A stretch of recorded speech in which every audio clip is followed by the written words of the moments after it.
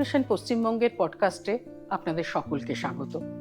Liver ফাউন্ডেশনের অন্যতম উদ্যোগ Indian Institute of Liver and digestive sciences, যাকে আমরা সোনারপুরের IILDS হসপিটাল বলে চিনি, পূর্ণ করলো তার 10 বছর। আর এই 10 বছর পূর্ণ করার সঙ্গে অত্যন্ত গুরুত্বপূর্ণ একটি বিভাগ চালু করা হলো, পেডিয়াট্রিক গ্যাস্ট্রোএন্টারোলজি। এই বিভাগের দায়িত্বে রয়েছেন স্বনামধন্য paediatric gastroenterologist doctor Ujjwal Poddar. তিনি দীর্ঘদিন Sanjay Gandhi post graduate institute of medical সায়েন্সেসে কাজের দায়িত্ব পালন করে এবার আমাদের মধ্যে এসেছেন। ভারতবর্ষের অত্যন্ত নামী এই চিকিৎসককে পেয়েছে IILDS। আজকে আমরা ডক্টর পোদ্দারের কাছে কিছু প্রশ্ন রাখব। ডক্টর পোদ্দার, আমরা জানি যে এই পেটের রোগ মূলত হয় সাধারণত প্রাপ্তবয়স্কদের, তারাই ভোগে, শিশুরাও কি খুব বেশি ভোগে? ধন্যবাদ মধুমিতা দি। প্রথমে একটু এক লাইন আমার ব্যাপারটা একটু বলে নিই। আমি উজ্জ্বল পোদ্দার, বাংলার ছেলে। বাংলা থেকেই আমি ডাক্তারি পড়েছি। পড়ে আমি ফার্দার স্টাডিজের জন্য প্রথমে চণ্ডীগড়ে গেছিলাম। PGI চণ্ডীগড়ে আমি MD করেছি, DM করেছি, ওখানে কিছুদিন কাজ করেছি অ্যাজ এ ফ্যাকাল্টি। তারপরে আমি SGPGI লখনৌয়ে এলাম। এখানে এসে আমি 23 বছর অ্যাজ এ ফ্যাকাল্টি কাজ করেছি।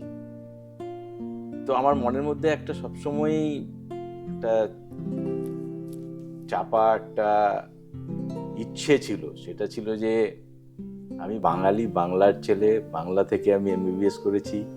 এই বাংলার জনগণকে আমার সেবা পরিষেবা বা আমার যেটা দেওয়া সেটা হচ্ছে দেওয়া হয়নি, সেটা দেওয়া উচিত। সেই জন্য আমি ভাবলাম this is the right time and right place. এই যে Indian Institute of Liver and Digestive Science, এটা একটা no profit NGO run philanthropic institute, যেখানে এলে আমি পরিষেবাটা পৌঁছতে পারবো। সেই জন্য আমি ডিসাইড করলাম যে এটাই দ্য রাইট প্লেস, আমি জয়েন করেছি। এখন আপনার প্রশ্ন ছিল যে সবাই জানে পেটের অসুখ তো বাঙালিদের মানে লেগেই আছে, গ্যাস, অম্বল, পেট ব্যথা, এ নিয়েই বাঙালি।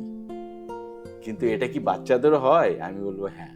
ওই গ্যাস অম্বলটা ছাড়া বাকি সবকিছুই হয়। যে সিরিয়াস যেগুলো পেটের অসুখ, সেগুলো অনেক ক্ষেত্রেই দেখা গেছে যে বাচ্চাদের কম হয় না বড়দের তুলনায়। হয়তো সেগুলো ডায়াগনোসিস হয় না, মিসডায়াগনোসিস হয়, এই করে সেগুলো ধামাচাপা পড়ে যায়। একটা দুটো এক্সাম্পল আপনাকে দিই। এই আমাদের বড়দের মধ্যে এই গ্যাস অম্বলের প্রবলেমটা সাংঘাতিক আছে, কিন্তু সেটাকে আমরা IBS বলতাম অ্যাডাল্টে। বাচ্চাদের ক্ষেত্রে এটাকে আমরা বলি রেকারেন্ট অ্যাবডোমিনাল পেন বা ফাংশনাল অ্যাবডোমিনাল। বাচ্চা এই যখনই 5 বছর ক্রস করলো, 5 থেকে 16 বছরের বাচ্চার মধ্যে পেট ব্যথা এটা একটা ভয়ঙ্কর একটা আছে ডিস্টার্বিং ফেনোমেনা, যেটা দেখা যাচ্ছে 10 থেকে 15% স্কুল গোয়িং যারা চিলড্রেন তারা এই পেট ব্যথাতে সাফার করে। বেশিরভাগ ক্ষেত্রে 90% ক্ষেত্রেই এগুলো ফাংশনাল, মানে কোনো সিরিয়াস অর্গানিক কারণ নেই। কিন্তু যেভাবে বাচ্চাগুলো প্রেজেন্ট করে, যেভাবে মা বাবারা এদের নিয়ে এত ওয়ারিড আর কনসাস থাকে, যার ফলে তারা ডোর টু ডোর সার্চ করছে, ডাক্তার টু ডাক্তার চেঞ্জ করছে, স্টেট টু স্টেট। কলকাতায় হচ্ছে না, চলে যাচ্ছে ভেলোরে হচ্ছে না চেন্নাইয়ে হচ্ছে না হায়দ্রাবাদ। এইসব করে তাদের অ্যাংজাইটি টেনশন বাড়তে থাকে, কিন্তু আসল কাজ কিছু হয় না। এটা একটা গেল তো ফাংশনাল পেন। সিরিয়াস কিছু অসুখ যেগুলো আগে আমরা ভাবতামই না, যেমন একটা inflammatory bowel disease, Crohn's disease, ulcerative colitis, আজ থেকে 20 বছর আগে আমরা ভাবতামই না এগুলো হয় বাচ্চাদের। হয় বড়দেরই হতো না, বাচ্চাদেরও হয় না। এগুলো সব ওয়েস্টার্ন ডিজিজ। কিন্তু আমাদের লাইফস্টাইল চেঞ্জ হচ্ছে ইন্ডিয়াতেও, আমাদের হাইজিন ইমপ্রুভ হয়ে গেছে। আমাদের বাচ্চারা এখন আর মাটিতে খেলে না, তারা আর বাড়ির খাবার খায় না, তারা সব প্রসেস ফুড খায়। এইসব করতে করতে আমাদের গাটের মাইক্রোবায়োটা চেঞ্জ হচ্ছে, আমাদের ইমিউনিটি চেঞ্জ হচ্ছে, হয়ে এখন এইসব অসুখ যেগুলো ওয়েস্টার্ন ওয়ার্ল্ডে হতো, ইউরোপে, আমেরিকা, সেগুলো এখন ইন্ডিয়াতে এবং বাংলাতে হচ্ছে। IBD, Crohn's disease, allergic disease, autoimmune diseases, কত রকমের অসুখ আছে যেগুলো আগে হতো না, এখন হচ্ছে। তাছাড়াও বলি আরো অনেক জটিল লিভারের অসুখ যেগুলো একমাত্র বাচ্চাদেরই হয়, যেগুলো আইদার মেটাবলিক ডিফেক্ট থাকে, যে জেনেটিক ডিফেক্ট হয়ে তাদের মেটাবলিজমে প্রবলেম হচ্ছে, বা কিছু ইনহেরিটেড কন্ডিশন যেগুলো বাচ্চাদের থেকেই শুরু হয়, বড়রা পরে ডায়াগনোস করে, যেমন অটোইমিউন লিভার ডিজিজ, আর উইলসন ডিজিজ, এগুলো তো আছেই। এছাড়া ইনফেকশন, হেপাটাইটিস বি, সি, এগুলো তো বড়দেরও হয়, বাচ্চাদেরও হয়। তো এছাড়া প্যানক্রিয়াটিক ডিজিজ আছে। সব মিলিয়ে যদি দেখা যায়, বাচ্চাদের গ্যাস্ট্রো ইন্টেস্টিনাল প্রবলেম, যাতে আপনার ডায়রিয়াল ডিজিজ হয়, লিভার ডিজিজ হয়, প্যানক্রিয়াটিক, সব মিলিয়ে একটা হিউজ চান, বড় ধরনের একটা, এই যে ভারতবর্ষের 1/3 পপুলেশন, যেটাকে আমরা পেডিয়াট্রিক এজ গ্রুপ বলি, তাদের মধ্যেও গ্যাস্ট্রো প্রবলেমের সাংঘাতিক। আপনি একটা কথা বললেন, মিস ডায়াগনোসিস। তাহলে তো মানে বহু ক্ষেত্রে বছরের বছর ধরে এটা চলে আসছে, কারণ এখানে আমাদের পেডিয়াট্রিক গ্যাস্ট্রোএন্টারোলজির তেমন কোনো চিকিৎসা ব্যবস্থা তেমন কিছু নেই, উল্লেখযোগ্য তেমন এখনো গড়ে ওঠেনি। তা এই এই যে ডিপার্টমেন্টটা চালু হলো, এতে কতটা উপকৃত হবে, বিশেষ করে ভারতের পূর্বাঞ্চলে? যদি বলি উপকৃত হবে, ডেফিনেটলি, কারণ আমার অভিজ্ঞতা 37 বছরের। আমি বাংলার বাইরে 37 বছর ছিলাম, দুটো প্রিমিয়ার ইনস্টিটিউটে আমি কাজ করে এসেছি, পিজিআই চণ্ডীগড় আর তারপরে এসজিপিজিআই লখনৌ, যেখানে আমি এক্সক্লুসিভ পেডিয়াট্রিক গ্যাস্ট্রোএন্টারোলজি করতাম। আমি ডিপার্টমেন্ট চালিয়েছি, ট্রেনিং প্রোগ্রাম শুরু করেছি, রিসার্চ করেছি। আমার রিসার্চের একটু নমুনা দিই, যে প্রতি বছর একটা লিস্ট বেরোয় ওয়ার্ল্ডের top 2% scientist in that particular field, Stanford university থেকে। তো পরপর 4 বছর আমার নাম আছে ওটাতে, in the category of gastroenterology hepatology.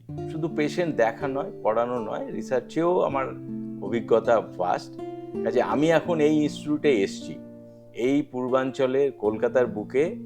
আমি মনে করি আমার এই যে অভিজ্ঞতা, সেটা কাজে লাগিয়ে এই ডায়াগনোসিস, মিস অপরচুনিটি, এগুলো সব কাটিয়ে উঠে আমার বিশ্বাস যে এই পেডিয়াট্রিক গ্যাস্ট্রোএন্টারোলজি, যে হিউজ নাম্বার অফ পেশেন্ট যারা এদিক ওদিক যাচ্ছে, ঠিকমতো পরিষেবা পাচ্ছে না, তাদেরকে আমরা পরিষেবা দিতে পারবো।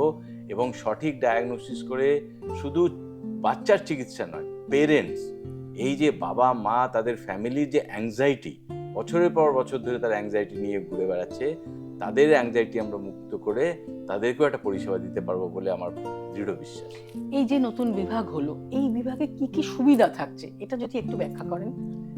দেখুন, আমরা তো জাস্ট শুরু করছি, স্টার্টিং ফেজে আছি। ইমিডিয়েটলি আমরা 10টা বেড নিয়ে শুরু করব, ইনডোর ফেসিলিটি। প্রতিদিনই সোমবার থেকে শনিবার আমাদের আউটপেশেন্ট বিভাগ থাকবে। আমি প্রফেসর হিসেবে জয়েন করেছি, তাছাড়া আমার সঙ্গে সমন্বয় দাস যে অ্যাসিস্ট্যান্ট প্রফেসর জয়েন করেছে। আমরা দুজন মিলে আমরা চেষ্টা করব round the clock, throughout the week, throughout the month পরিষেবা দেওয়ার। এমন হবে না যে ডাক্তারবাবু নেই কাজেই আজকে পেডিয়াট্রিকের বাচ্চা দেখানো যাবে না, এটা কখনো হবে না। 2 নম্বর যদি বলেন, যেগুলো ইনডোর ফেসিলিটি, ওগুলো বিল্ড আপ করতে একটু সময় লাগবে, কিন্তু আমরা শুরুতেই 10টা বেড নিয়ে শুরু করছি। সব রকমের গ্যাস্ট্রো, লিভার, প্যানক্রিয়াটের প্রবলেমে যেগুলো আছে বাচ্চা যাদের ভর্তি দরকার, আমরা এখানে ভর্তি করে পরিষেবা দেব। এন্ডোস্কোপি করাটা একটা গ্যাস্ট্রোএন্টারোলজির একটা মেজর কম্পোনেন্ট। বাচ্চাদের অনেক সময় দরকার হয়, রক্ত বমি হচ্ছে, রক্ত পায়খানা হচ্ছে, তাদের এন্ডোস্কোপি করতে হয়। রক্ত বমি হলে সে রক্ত বমি বন্ধ করার জন্য অনেক রকমের এন্ডোস্কোপিক প্রসিজিওর আছে, যেমন sclerotherapy, band ligation, clip application, এগুলো আমরা সব এখানে পরিষেবা দেব। এই ইকুইপমেন্ট বা ইনস্ট্রুমেন্ট এখানে ছিল, আমি এসেই খোঁজ নিয়েছি। বাচ্চাদের সাইজের এন্ডোস্কোপ, আপার যে এন্ডোস্কোপ, কোলোনোস্কোপ, এগুলো সব আছে। ইআরসিপি করার সুবিধা এখানে আছে, সব কিছুই আছে। কাজেই এন্ডোস্কোপির ব্যাপারটা আই ক্যান গিভ অ্যাসিওরেন্স যে, আর আমার এত এক্সপিরিয়েন্স আছে এন্ডোস্কোপির উপরে, আমরা দুজন মিলে এন্ডোস্কোপিটাও স্ট্রিমলাইন করব এবং যেগুলো হয় না বাইরে সেগুলো এখানে আমরা করতে পারবো। একটা জিনিসই আছে, লিভার ফেলিওর, সেটাও বাচ্চাদের ক্ষেত্রে আনকমন নয়। বড়রা যেমন অ্যালকোহল খেয়ে লিভার ড্যামেজ করে, বাচ্চাদের ভাইরাল ইনফেকশন হয়ে লিভার ড্যামেজ। সেই লিভার ড্যামেজ হলে সেটাকে রেস্কিউ করার জন্য অর্ধেকের বেশি বাচ্চাদের লিভার ট্রান্সপ্লান্ট দরকার। আমরা চেষ্টা করব, সেটাকে এখানে চলছে লিভার ট্রান্সপ্লান্ট ফেসিলিটি, সেটা বাচ্চাদের ট্রান্সপ্লান্টের জন্য আরও কিভাবে কোঅর্ডিনেট করে এফেক্টিভ করা যায় সেটাও করব। সেটা যদি আমরা করতে পারি, তাহলে এটা whole hearted 100% care for all kind of paediatric gastro, hepato, pancreatic diseases হবে। তার মানে এই বিভাগের জন্য পুরোপুরিভাবে তৈরি আপনারা, এবং পেশেন্ট এলে তারা সর্বোচ্চ চিকিৎসাটাই এখানে পাবে। এই ইচ্ছা, এই ইন্টেনশন, এই মোটো নিয়েই আমি এখানে জয়েন করেছি। আমার ভাই সমন্বয়, ও খুবই ডেডিকেটেড। আমরা দুজন মিলে, আমাদের দৃঢ় বিশ্বাস আমরা সব ধরনের পেডিয়াট্রিক গ্যাস্ট্রো রিলেটেড অসুখের পরিষেবা এখানে দিতে পারবো, এবং তার জন্য আমরা এখন থেকেই রেডি। এই যে পেডিয়াট্রিক গ্যাস্ট্রোএন্টারোলজি নিয়ে আপনি বলছেন যে গবেষণার কথা, এই গবেষণাটা কি ধরনের হচ্ছে এবং তার থেকে কতটা উপকৃত হতে পারছে সাধারণ মানুষ? খুব সুন্দর প্রশ্ন। বেসিক্যালি আপনি যদি দেখেন যে গবেষণার ব্যাপারটা, এটাকে দুভাবে ভাগ করা যায়। একটা হচ্ছে বেঞ্চ রিসার্চ, মানে একদম পুরো হার্ডকোর ল্যাবে রিসার্চ করা। আর একটা হচ্ছে ক্লিনিক্যাল রিসার্চ, যেটাকে বলে বেড সাইড রিসার্চ। আমি যদি আমার পার্সপেক্টিভ দেখাই, এই যে 37 বছর ধরে আমি রিসার্চ করছি, বেশিরভাগটা না ক্লিনিক্যাল রিসার্চ ছিল, যেটা হচ্ছে অ্যাপ্লিকেবল টু দ্য পেশেন্টের ডেটা নিয়ে সেখান থেকে বের করা যে কি সমস্যা এবং কিভাবে সেটাকে অ্যাড্রেস করা, এটা দিলে হয়। আমি বলছি না যে বেঞ্চ ওয়ার্কই তো আসলে বেঞ্চ ওয়ার্ক করে সেটাকে আমরা পেশেন্টের উপরে যখন অ্যাপ্লাই করি, সেটাকে আমরা বলি বেঞ্চ টু বেড সাইড। তো আমি মেনলি কনসেন্ট্রেট করব ক্লিনিক্যাল রিসার্চ। তো এখানে যে ধরনের পেশেন্ট আসছে, তাদের কি সমস্যা এবং কি সমস্যা আমরা সমাধান করতে পারছি না, সেটারই উত্তর খোঁজাই হচ্ছে এই রিসার্চের পারপাস হবে। সো যদি এরিয়াগুলো বলেন, এখন যেগুলো মানে হট টপিক পেডিয়াট্রিক গ্যাস্ট্রোএন্টারোলজি, তার মধ্যে প্রথম হচ্ছে ইনফ্ল্যামেটরি বাউল ডিজিজ। যে হঠাৎ করে inflammatory bowel disease, Crohn's disease এত কেন বাড়তে শুরু করেছে? আমরা সবাই ব্লেম করছি এটা হাইজিন হাইপোথিসিস। এখনকার বাচ্চারা এমন একটা এনভায়রনমেন্টে এক্সপোজ হয়ে গেছে যাদের ইমিউন সিস্টেম চেঞ্জ হয়ে যাচ্ছে, যার জন্য হচ্ছে। এছাড়াও অনেক আনআনসার কোশ্চেন রয়েছে ইনফ্ল্যামেটরি বাউল ডিজিজের উপরে, যে এক তো কেন হচ্ছে, 2 নম্বর এদেরকে কি করে ঠিক করা যাবে। বাচ্চাদের তো একটা সুন্দর একটা ইউনিক প্রপোর্শন আছে, যেগুলো around 20% of all IBD in children, এগুলো বলে মনোজেনিক ডিজিজ। এই একমাত্র আইবিডি যেগুলোকে কিওর করা যায়, কিন্তু এটা ডায়াগনোসিস করতে হলে প্রথমে আমাকে দেখতে হবে জেনেটিক মিউটেশন কি আছে। অনেক জেনেটিক্যালি মিউটেশনের জন্য তারা আইবিডির মতো প্রেজেন্ট করে, যেগুলো বড়দের আইবিডির মতোই লাগে, সেইভাবে ডায়াগনোসিস হয়, সেইভাবে ট্রিটমেন্ট হয়, কিন্তু কোনো লাভ হয় না। এই সেগমেন্টটাকে যদি আমরা আইসোলেট করতে পারি, তাদেরকে যদি আমরা haematopoietic stem cell transplant, bone marrow transplant করা যায়, অনেকগুলো proportion of this IBD will get cure. So এটা একটা হচ্ছে বড় এরিয়া রিসার্চের। এছাড়া লিভার ডিজিজের উপরে অনেক রকম এরিয়া আছে যেগুলোর উপরে রিসার্চ চলছে। এখন লিভার ফেলিওর একটা বড় প্রবলেম। লিভার ফেলিওর হয়ে গেল মানে it is all or none. Either patient recover করবে, নাহলে ইজ গোয়িং টু ডাই, যদি না আমরা তাকে লিভার ট্রান্সপ্লান্ট করি। Liver transplantation is not a simple job, is a big game. It is another disease you are giving. একটা liver বের করে একটা হেলদি লিভার দেওয়া মানেই ঠিক হয়ে গেলে এমন নয়। সারা জীবন ধরে তাকে ইমিউনোসাপ্রেশন ওষুধ খেতে হয়, তার জন্য অনেক কমপ্লিকেশন হয়। সেই জন্য লিভার ট্রান্সপ্লান্ট যাতে না করতে হয়, তার জন্য আমরা কি করতে পারি, যেমন কন্টিনিউয়াস রেনাল ডায়ালিসিস, সিআরআরটি, প্লাজমা ফেরেসিস এখন বিগ ওয়েতে আসছে। স্পেশালি উইলসন ডিজিজ বলে একটা কন্ডিশন, যাতে প্রচুর শরীরের মধ্যে তামা, কপার থাকে, সেগুলো হঠাৎ করে রিলিজ হলে লিভার ফেলিওর হয়ে যায়, ব্লাড ভেঙে যায়। ওই ক্ষেত্রে যদি প্লাজমা ফেরেসিস, মানে ওই ব্লাডটাকে পিওর করার জন্য মেশিন দিয়ে বের করে যদি আমরা ওই কপারগুলোকে বের করে দিতে পারি, তাদের আউটকাম খুব ভালো হয়। তো এই দিকটা হচ্ছে একটা আসপেক্ট আছে। তাছাড়া যদি বলা যায় হেপাটাইটিস, যেটা ইনফেকশন বাচ্চাদের কমন হতো, হেপাটাইটিস বি, হেপাটাইটিস সি অনেক মাত্রায় কমে গেছে ভ্যাকসিনেশনের জন্য, কিন্তু হেপাটাইটিস এ এখনো প্রচুর হচ্ছে। তার জন্য যদিও ভ্যাকসিন আছে, কিন্তু সেটা এখনো ইউনিভার্সালি ভ্যাকসিনেশন প্রোগ্রামে আসেনি। এপিডেমিওলজিক্যাল এরিয়া যেটা আছে, থ্রাস্ট করতে হবে যে ভ্যাকসিন প্রিভেন্টেবল ডিজিজ কমাতে হবে। হেপাটাইটিস ইর ভ্যাকসিন এখনো আমাদের আসেনি, যেগুলো বড় বাচ্চাদের হয়। তো সব মিলিয়ে এমন অনেক এরিয়া আছে যেখানে রিসার্চ করার স্কোপ আছে। সবটাই নির্ভর করবে ইনফ্রাস্ট্রাকচার। আমার কি ইনফ্রাস্ট্রাকচার এখানে আছে। এখানে খুব সুন্দর জন মার্টিন রিসার্চ ল্যাব আছে, আমরা সেটাকে ইউটিলাইজ করে যে ধরনের পেশেন্ট আসছে সেই পেশেন্ট রিলেটেড রিসার্চের প্ল্যান প্রোগ্রাম আমরা করব এখানে আইএলডি। আর একটা প্রশ্ন, আপনি বলছেন শিশুদেরও লিভার ট্রান্সপ্লান্ট হয়, মানে কোন পর্যায়ে গেলে এটা হয়, এটা যদি একটু ব্যাখ্যা করেন। শিশুদের লিভার ফেলিওর হয়, ওটা ডিপেন্ড করে না কোন এজের লিভার ফেলিওর। একটা ছোট্ট বাচ্চা, 2 মাস 3 মাস বাচ্চা, তার লিভার ফেলিওর হতে পারে। একটা 1 বছর 2 বছরের বাচ্চা, তার লিভার ফেলিওর হতে পারে। আবার একটু বড় বাচ্চা, 8-10 বছর 12 বছর, তারও লিভার ফেলিওর হতে পারে। এখন পিছন থেকে শুরু করি, একটু বড় বাচ্চার যখন লিভার ফেলিওর হয়, সেগুলো ইউজুয়ালি আমরা বলি অ্যাকুট লিভার ফেলিওর। আর ইন্ডিয়াতে বেশিরভাগ ক্ষেত্রে এটা ইনফেকশন, ভাইরাল হেপাটাইটিস, একটু আগে আমি বললাম, hepatitis A, hepatitis E, hepatitis B, এগুলো সব লিভার ফেলিওর করতে পারে। তাছাড়া আর একটা ডেঞ্জারাস ট্রেন্ড আছে, সেটা সর্বভারতীয় সেই ট্রেন্ডটা, বাংলায় হয়তো একটু বেশি, সেটাকে হচ্ছে এই আয়ুর্বেদ, হোমিওপ্যাথ, দেশি এরকম মানে নন অ্যালোপ্যাথিক মেডিসিন নেওয়ার একটা ট্রেন্ড আছে। এখন সেগুলো যে খারাপ করে সেটা আমি বলছি না, কিন্তু তাদের মধ্যে যে মাত্রাতে যে ওষুধটা থাকা উচিত তার কোনো কন্ট্রোল নেই, তারপরে অনেক ক্ষেত্রে সেটা ভালো করার জায়গায় খারাপ করে দিচ্ছে। সেই জন্য লিভার ফেলিওর আর একটা কারণ এই ইন্ডিজেনাস মেডিসিন। তো সেই ব্যাপারেও হচ্ছে সতর্ক করার ব্যাপার আছে। চিকিৎসা শেষ পর্যন্ত লিভার ফেল হয়ে গেছে, কাজ করছে না, তো ট্রান্সপ্লান্ট করতে হবে। তার আগে যদি প্রিভেন্ট করা যায়, ভ্যাকসিন প্রিভেন্টেবল ডিজিজ, এই যে daily drug induce liver injury যেগুলো আমরা অল্টারনেটিভ মেডিসিন নিচ্ছি, সেগুলো হচ্ছে কন্ট্রোল করা উচিত। সঠিক সময়ে পেশেন্টটাকে নিয়ে আসা উচিত। যখন পেশেন্ট অলরেডি অজ্ঞান হয়ে গেছে, ডিসেরিব্রেট করছে, সেই ক্ষেত্রে লিভার ট্রান্সপ্লান্ট বিকামে ট্রিকি ইস্যু। যদি পেশেন্ট আর্লি স্টেজে লিভার ট্রান্সপ্লান্টের ওয়ার্কআপ করা যায়, তাহলে তার আউটকাম বেটার হয়। সেটা বড়দের হলো। যেটা সব থেকে সেন্সিটিভ, ছোট ছোট শিশু 6 মাস 1 বছর, তাদের লিভার ফেলিওর হচ্ছে, তাদের লিভার ট্রান্সপ্লান্ট দরকার হচ্ছে। এক্ষেত্রে অল ওভার দ্য ওয়ার্ল্ড দেখা যাচ্ছে যে বাচ্চাদের লিভার ট্রান্সপ্লান্টের বেশিরভাগ একটা মেজর চাঙ্ক একটা কন্ডিশন বলে বিলিয়ারি অ্যাট্রেসিয়া।